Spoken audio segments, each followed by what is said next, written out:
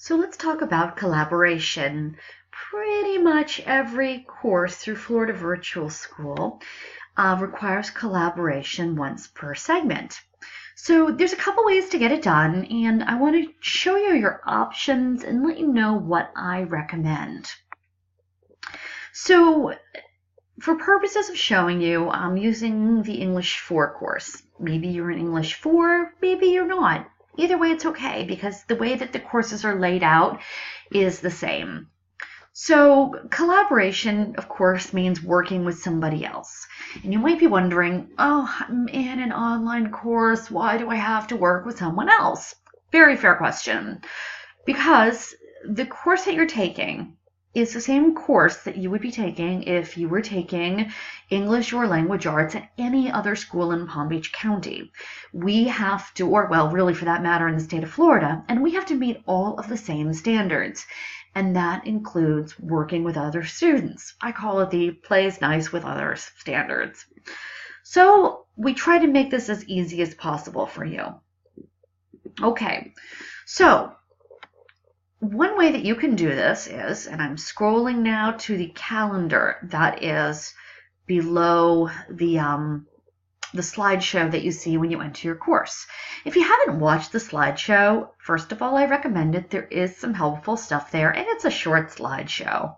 But if you scroll below it, there's a calendar. Now, I'm recording this at the beginning of the school year, so there's not a lot on the calendar, but there's a couple of things. And what you're going to see on this calendar, on a monthly basis, I will post at least 2 opportunities for collaboration per course.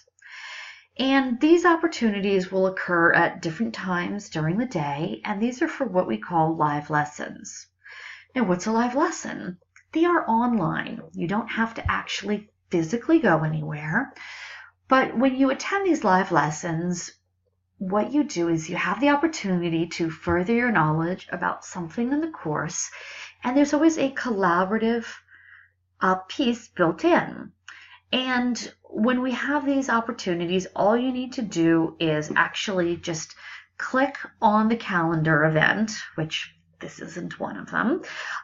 You would just click on the event, and there would be a URL where you would go to an online classroom where you can participate. You don't need to have a microphone or a webcam, okay? A microphone is helpful, but not necessary. And you can attend as many of these opportunities as you find useful, but attending just one would satisfy your collaboration requirement. This is what I recommend. Why do I recommend this? Because you're not relying on anybody else. You see an opportunity, you attend an opportunity, you learn something, you fulfill your requirement. You take responsibility for yourself. Now, another way to get this done is, I'm going to the lessons.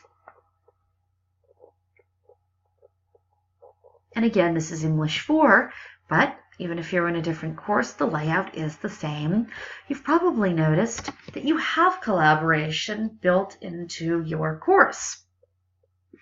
And you may have read this and found it confusing. There's all these big words. Synchronous, asynchronous. Synchronous just means that you came to a live lesson. Oh, good, we already talked about that. Asynchronous means that you are coordinating with another student and that you're not working on it at the same time, that you're not synchronized, that you're working over email with another student. If this is the opportunity that you choose, you will complete the assignment with a partner, and you will complete the assignment that you read below here in the collaboration lesson. How do you find a partner? Well, what most students do is they go to their email,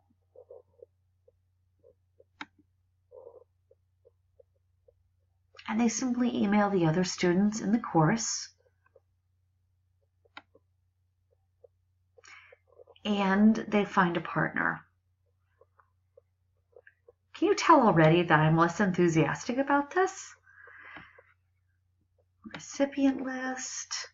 Now, your email is going to look a little different than mine. but you basically select the students in your course and then click Set Recipient List. Now what's going to be strange is when you come back to the screen, you won't see the students' names in this field.